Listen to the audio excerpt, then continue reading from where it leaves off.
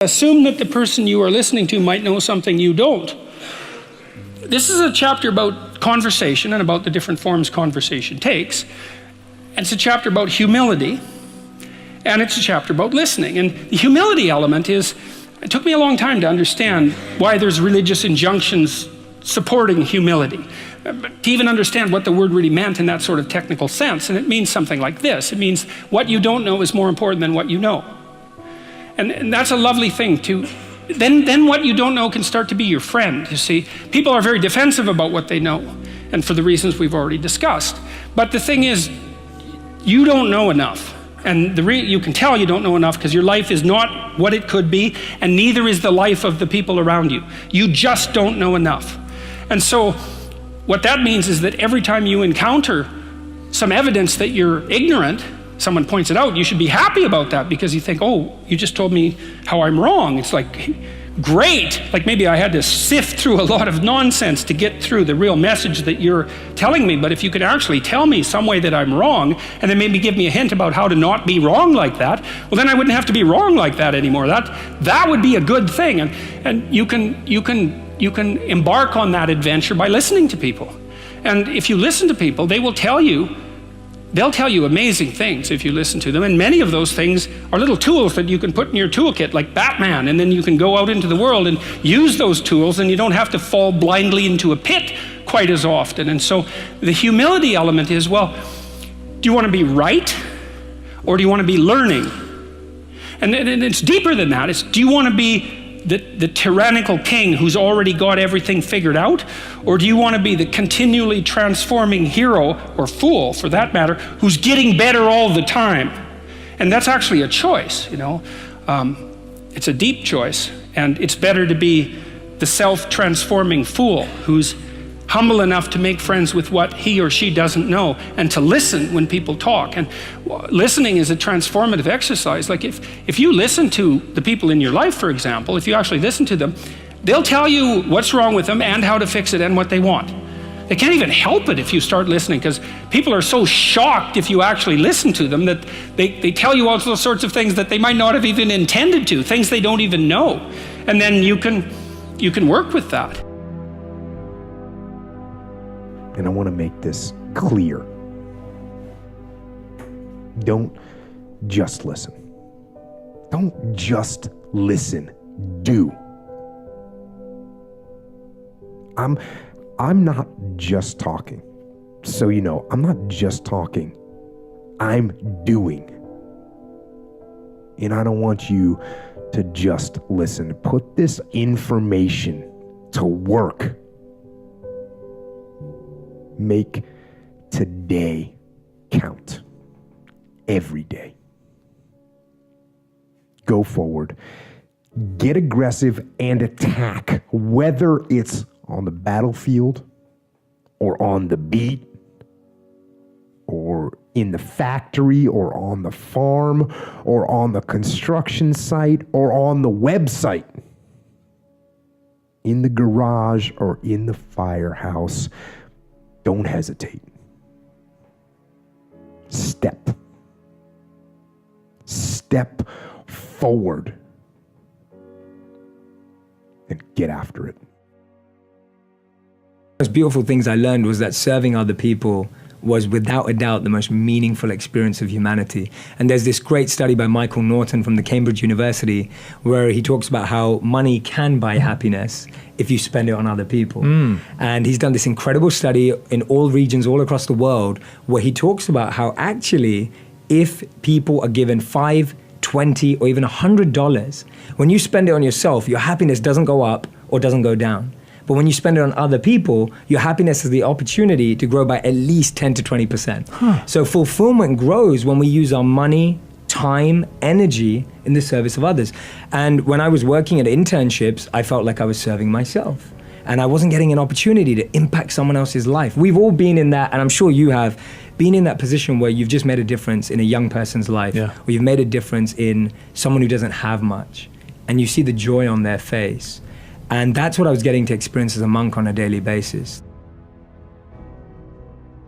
Every message that we see, every billboard we see, every advertisement that we're exposed to is telling us that happiness can be purchased through comfort, through luxury, through ease, and that's sort of implicit in that is that that's how we find happiness. And I can tell you that I'm happiest and most alive when I'm butting up against the outer edges of my pain threshold, and I'm not afraid of it.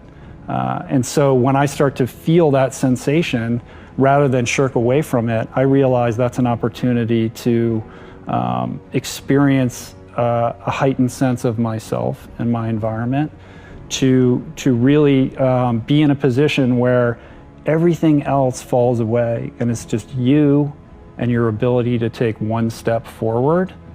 There's a purity to that again is another great teacher. And so in terms of techniques, I've just learned through experience that, just like David Goggins says, when the signals that you're receiving are telling you to stop, that you don't necessarily have to pay attention to that you are capable of so much more if you can develop the acuity, the presence of mind, and the wherewithal to then take that next step.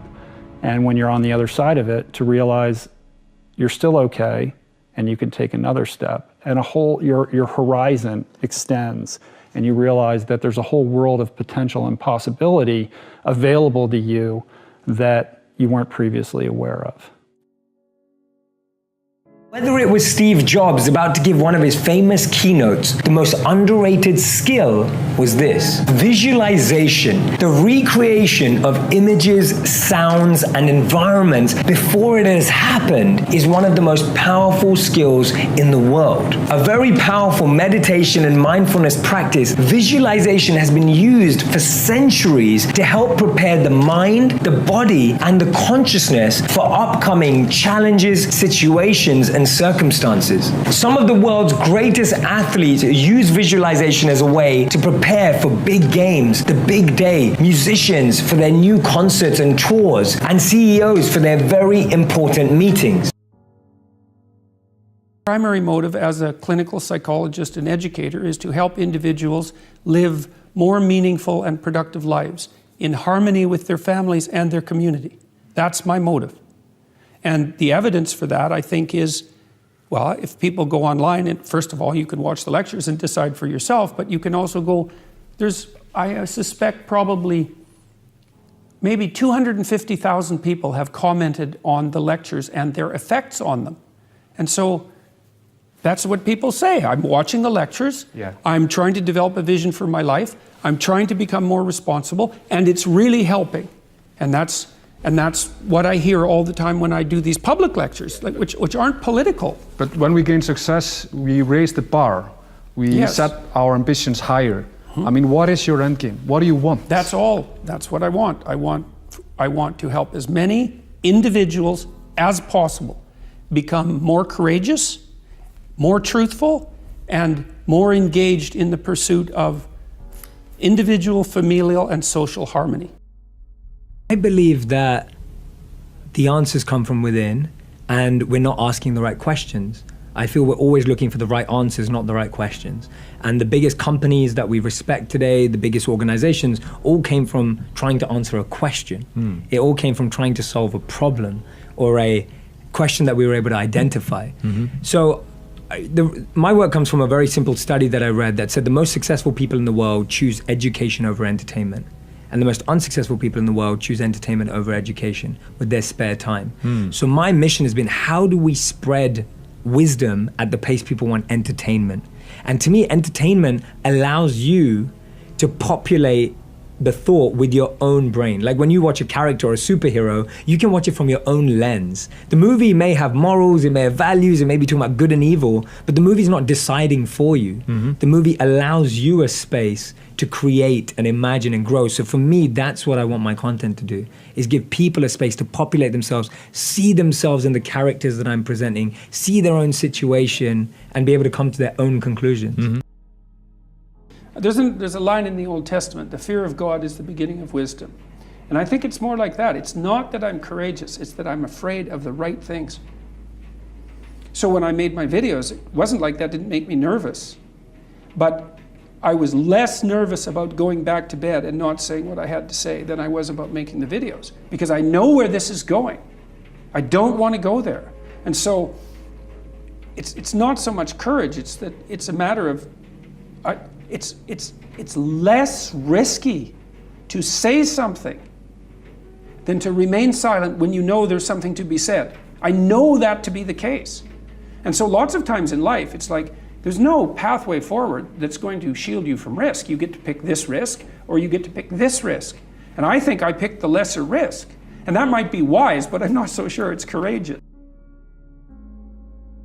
Finding some space, whether it's 10 minutes a day, 5 minutes a day, just to start with gratitude. I think that's the beginning of this journey. So what do you mean by that? So writing down on a journal, I'm thankful that I'm healthy today. I'm thankful that I live in California. The more specific your gratitude is, the deeper it is. So the more like it's like, oh, I'm thankful that I breathe, which is just everyone breathes. Yeah. The more specific we get about our particular situation. Yeah. Like, I'm just happy that I was able to walk into work today and have meaningful relationships with the people I work with. Yeah. Or I'm just happy today that I'm standing with Ty. Right? That's a real specific gratitude, not that, oh, I'm in LA and it's sunny. Right. Which a million people are experiencing. Yeah. So something very specific. Very specific. The baboon here, who's supposed to be basically just a fool when the story was first written, he turned into what's essentially a shaman across time. And so he represents the self from the Jungian perspective. Now, the self is everything you could be across time. So imagine that there's you and there's the potential inside you, whatever that is, you know. And potential is an interesting idea because it represents something that isn't yet real, yet we act like it's real. Because people will say to you, you should live up to your potential. And that potential is partly what you could be if you interacted with the world in a manner that would gain you the most information, right? Because you build yourself out of the information in the Piagetian sense. But it's deeper than that too, because we know that if you take yourself and you put yourself in a new environment, new genes turn on in your nervous system. They encode for new proteins.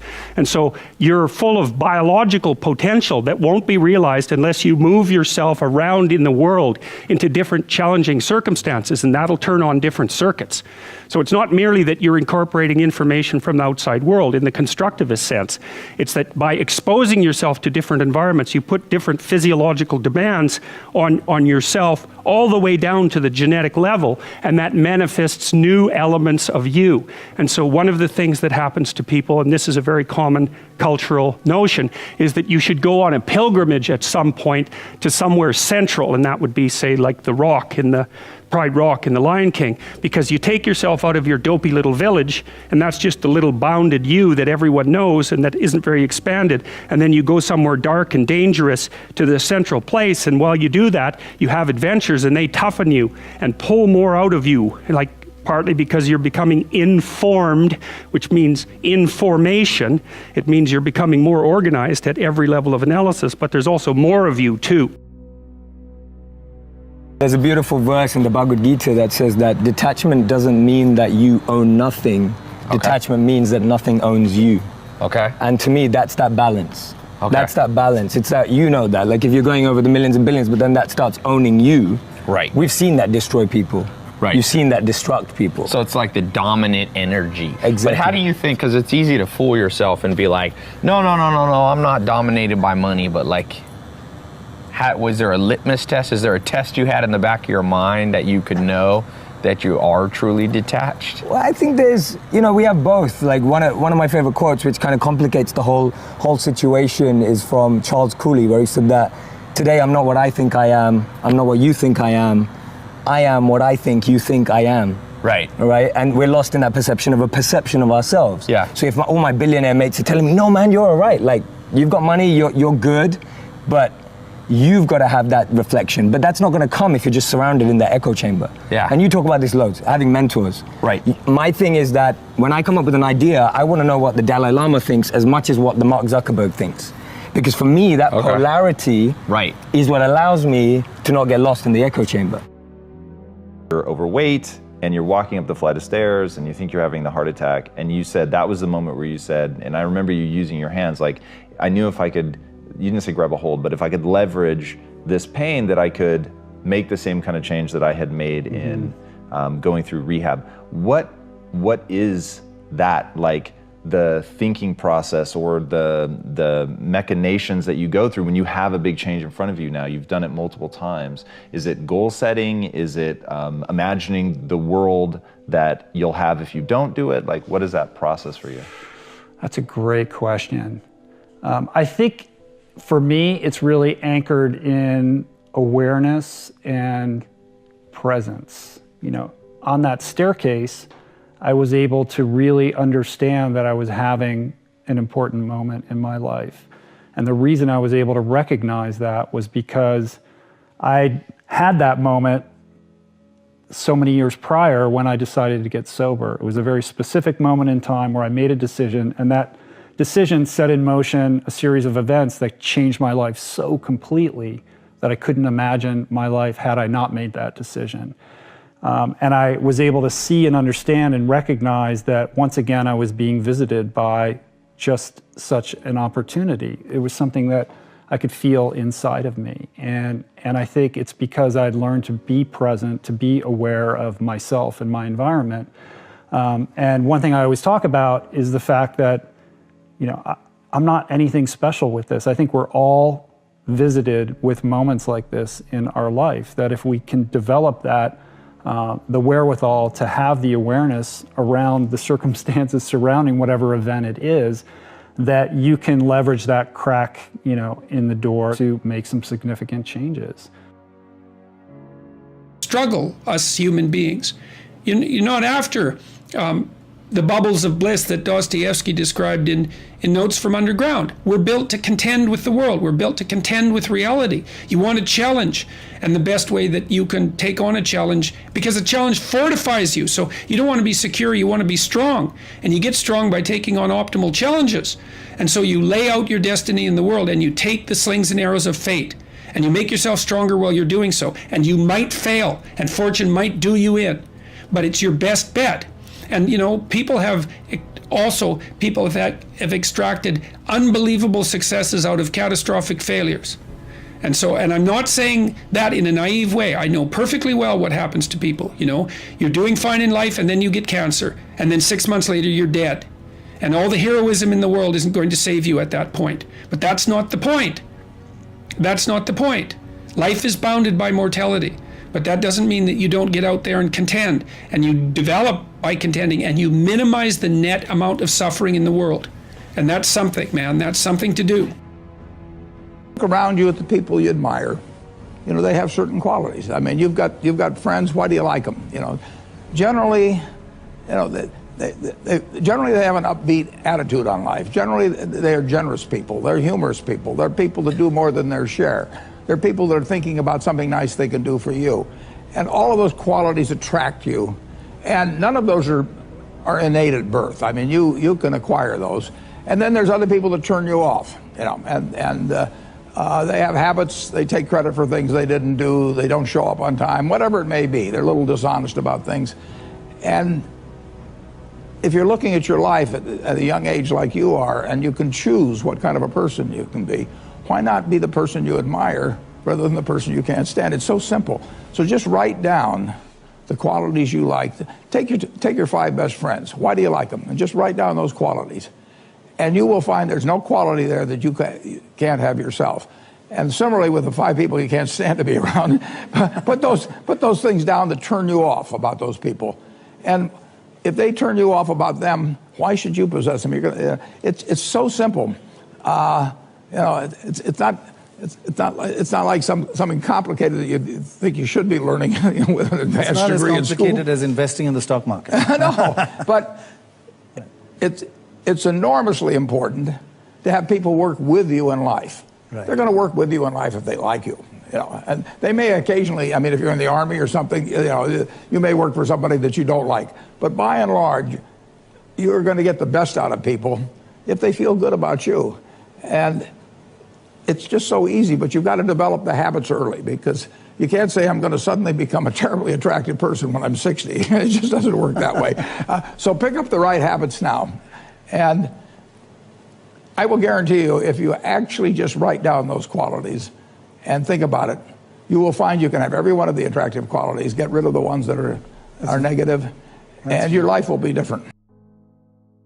People have an unspecified potential for development, educationally, obviously, with regards to the skills they have, but also in relationship to their character. And it's much more encouraging for people, I think, to concentrate on who they could be rather than who they are, especially when they're young, because they still have most of their life ahead of them, and they're not everything they could be yet. And so to tell people even something like, well, you should feel good about yourself the way you are, it's like, well, that there's something there that's seriously lacking, because there's so much more that you could be, that you need to be, and that you should be aiming at. The problem with being okay the way you are is that you don't have a goal then. And people need to have a goal in order to come to terms with their life. How you define success personally? Well, I can certainly define happiness, because that's what I am. I mean, and if that I mean, I get to do what I like to do every single day of the year, and I get to do it with people I like. And I don't have to associate with anybody. Causes my stomach to churn. The only thing in my job I don't like, and this only happens about every 3 or 4 years, occasionally I have to fire somebody, and I don't like. That's the only thing. Other than I tap dance to work, and I get down there and I think I'm supposed to lie on my back and paint the ceiling, or something like Michelangelo. I mean, that's the way I feel, and it doesn't diminish. It's tremendous fun. So, if they say that success is getting what you want and happiness is wanting what you get. Well, I don't know which one applies in this case, but I do know that I wouldn't be doing anything else. I mean, I do advise you, when you go out to work, go to work for an organization that you admire, people you admire, because it'll turn you on, and you ought to be happy where you are working. And I always worry about people who say, I'm going to do this for 10 years. I really don't like it very well, and then I'll do 10 more years of this. I mean, that's a little like saving up sex for your old age. I mean, not a very good idea. So get right in. You would recommend that. Get right into what you enjoy, and you'll be successful at it. You really will. I mean, you won't be able to miss. And that's. I don't regard what I do as the most important thing in the world at all, but it's right for me. I mean, I happen to be wired in a certain way that what I do works in this. If I had to do what Bill does, I mean, it lasts about 10 minutes. And that's true of a lot of things, but luckily I kind of stumbled into the thing that I do best, and that it's worked out well. So I was living in London and attending law school. I was becoming disillusioned with the law. I happened to be dating a girl who was in advertising. She said, you might like advertising, and boom, I have a career in marketing. Like, I fell into it. So many of us fall into our careers and fall into our jobs. And even if we do pursue something we want to do, sometimes it takes diversions, right? This is what I mean by living our lives by accident, which is we largely leave the direction of our careers and sometimes even our own happiness to others, our bosses, and all of that thing. So what it means to live your life on purpose means you understand the direction you're heading, but you remain agnostic as to the route. Most people try very, very hard to plan the route. In other words, what's your plan? And people say, well, first I'm going to work here for 3 years, then I'm going to quit and I'm going to do this, and then for 4 years they got the route planned. And the question is, where are you going, right? And that to me is what it means to have purpose. It means to have destination, right? It's like waking up in the morning and saying, I'm going on holiday. And somebody says, well, where are you going? I said, I'm going on vacation, I told you. You're like, where are you going? Vacation, right? And so how are you going to get there? You're like, well, I'm taking Route 95. So you've got the route planned, but you have no destination. And you see this in companies all the time. Why does your company exist? Growth. Great. Why are you growing? Why do you need to grow? What does growth mean?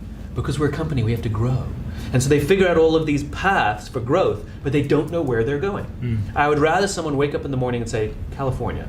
I'm trying to get to California, and I don't care what route I take. I'm going to start down Route 95, and if I find a better route, I'm going to take it. If there's traffic on Route 95, I'm going to take a side road. So this is what happened in my career. People kept telling me that I was unfocused because I kept taking side roads. I wasn't unfocused. I was going around obstacles. So that's what it means to live a life of purpose. It means I live every single day of my life trying to get to an endpoint. In my case, to create a world in which the vast majority of people wake up every single morning inspired to go to work, feel safe when they're there, and return home at the end of the day fulfilled by the work that they do. That is the destination I'm trying to reach. I don't know how I'm going to get there, but I'm going to try every path I can to get there. Highly, highly focused. That's what it means to live a life on purpose. We're often given this advice, like, do what you love. Yeah. Like, what am I supposed to do with that? Yes. Like, find your passion. Like, thank you. Like, great. I don't know what to do tomorrow. For me, passion is the result of something, right? So if you work hard for something you don't believe in, that's called stress. And if you work hard for something you do believe in, that's called passion. So it's finding the belief, it's finding the cause, it's finding the purpose, and the passion then shows up. So it's not about doing something with passion and then finding the cause. It's finding the cause, starting with why, and then the passion is what results. You will move in the direction of the people that you associate with. So it's important to associate with people that are better than yourself, and actually the most important decision many of you make, not all of you, will be the spouse you choose. And you want to associate with people who are the kind of person you'd like to be. You'll move in that direction, and the most important person by far in that respect is your spouse. I can't overemphasize how important that is, and you're right. The friends you have, they will form you as you go through life, and make some good friends, keep them for the rest of your life, but have them be people that you admire as well as like them. My life changed a couple years ago when I discovered something called the progress principle. It is a principle that was written about in the Harvard Business Review. It's based on a tremendous amount of research done by a professor over there, and what she determined is that people that feel happy and successful and fulfilled by their lives and work, they all have one thing in common. They feel as though they're making progress on something that matters. So I read this little bit of research and I started applying it to my life. And what I do, as stupid as this sounds, it really works. I don't focus on balancing everything. I focus on just making sure that I make progress on one thing a day. That's right, you heard me. One thing a day that matters to me. Now, if I can make progress on one thing a day that matters to me, then I can let go and let the rest of my day get hijacked by kids, by spouse, by phone calls, by emails, by social media, by all kinds of things that come up and tend to hijack your day when you're a busy person, when you have a family, when you're married, when you got a lot going on. And so by focusing on one thing a day, I feel the sense of control and the sense of progress that science tells us will make you happy and make you feel more confident and actually make you more effective at getting things done. It also frees me up to be more present with my kids. I should mention one thing about reading. It was at the library here at Columbia that I wish I spent probably more time than any other student. I lived there practically. But I pulled the book out there. Happened to be Who's Who in America, and it told me something about my professor, Benjamin Graham, and then I looked up and I went to the library and I said, I want to learn more about this because I learned this over here. That changed my whole life. We own Geico now because of that librarian directing me to some other book and then following through on that. It's the chance, I read about 1/5 the pace that Bill does, but I still spend 5 or 6 hours a day reading. I mean, you can learn so much. I particularly love biography, just to be able to live the lives of these people that have been so extraordinary, the lessons and the discouragements they face, just everything about it. So you can't get enough of reading. How did you stay true to the vision when it just, I mean, you're literally getting picked apart down to not being able to pay for your garbage? I worked my ass off and exploited every opportunity that presented itself. I did a ton of speaking gigs for free. I did anything that was asked of me, anyone who would want to talk to me, but it was really just a function of showing up, working my ass off, saying yes, and having a strong core belief. I've made a lot of mistakes. Biggest mistake, well, not the biggest, necessarily the biggest, but buying Berkshire Hathaway itself was a mistake, because Berkshire was a lousy textile business. And I bought it very cheap. I'd been taught by Ben Graham to buy things on a quantitative basis. Look around for things that are cheap. And that I was taught that, we'll say in 1949 or 50. It made a big impression on me. So I went around looking for what I call used cigar butts of stocks. And the cigar butt approach to buying stocks is that you walk down the street and you're looking around for cigar butts and you find this, on the street, this terrible looking, soggy, ugly looking cigar, one puff left in it. But you pick it up and you get your one puff. It's disgusting, you throw it away, but it's free. I mean, it's cheap. And then you look around for another soggy, one puff cigarette. Well, that's what I did for years. It's a mistake. Although you can make money doing it, but you can't make it with big money. It's so much easier just to buy wonderful businesses. So now I would rather buy a wonderful business at a fair price than a fair business at a wonderful price. But in those days, I was buying cheap stocks. And Berkshire was selling below its working capital per share. You got the plants for nothing. You got the machinery for nothing. You got the inventory and receivables at a discount. It was cheap. So I bought it. And 20 years later, I was still running a lousy business, and that money did not compound. You really want to be in a wonderful business, because the time is the friend of the wonderful business. You keep compounding, it keeps doing more business, and you keep making more money. Time is the enemy of the lousy business. I could have sold Berkshire, perhaps liquidated it, and made a quick little profit, one puff. But staying with those kind of businesses is a big mistake. So you might say I learned something out of that mistake, and I would have been way better off taking what I did with Berkshire is I kept buying better businesses. I started the insurance business, See's Candy, the Buffalo, all kinds of things. I would have been way better doing that with a brand new little entity that I'd set up rather than using Berkshire as the platform. Now I've had a lot of fun out of it. I mean, everything in life seems to turn out for the better, so I don't have any complaints about that, but it was a dumb thing to do. I went into U.S. Air. I bought a preferred stock in 1989. As soon as my check cleared, the company went into the red and never got out. I mean, it was really dumb. I mean, I've got an 800 number I call now whenever I think about buying an airline stock. I call them up any hour that, fortunately, I can call them at 3 in the morning, and I just dial and I say, my name's Warren, I'm an aeroholic, and I'm thinking about buying this thing, and then they talk me down. I mean, it takes hours sometimes, but it's worth it, believe me. If you ever think about that buying an airline stock, call me and I'll give you the 800 number, because you don't want to do it. But we got lucky in terms of how we eventually came out on it, but it was a dumb decision. For the next 90 days, your first 90 minutes at work, make it focused on your single most important project. I'll repeat that again. For the next 90 days, the first 90 minutes of your workday, focus monomaniacally on your single most valuable project. I call it your game-changing move. So it might be creating a new piece of code that will revolutionize the marketplace. It might be a new product that when you launch it will fill a need within your industry that no peer is currently providing. I don't know what your game-changing move is, but this is your poetry. This is your magnum opus for the next 90 days. So what most people do is, people who are playing at victimhood, people who are in the 95%, people who are making excuses about ordinary results in their life, a lot of them are not doing the things that would give them legendary results. And what they do is they get to the office, and rather than using prime time for activities, they use their best hours watching dancing cats on whatever it is, whatever the video platform is.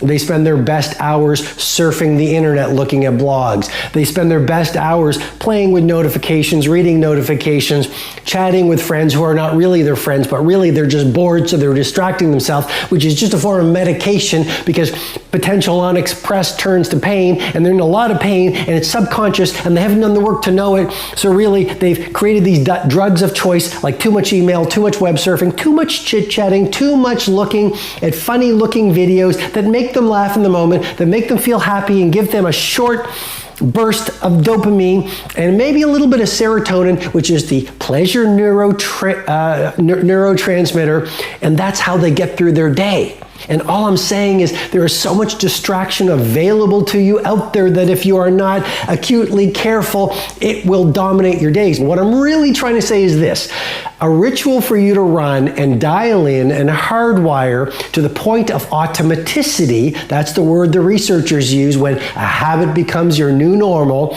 over 66 days, is the 90-91 rule. And to give it to you again so you really remember it, for the next 90 days, your first 90 minutes, create a tight bubble of total focus so that no one can distract you. Turn off your devices, put them in a little plastic bag, put some reminders on your door, maybe some post-it notes that this is my tight bubble of total focus for the next 90 minutes.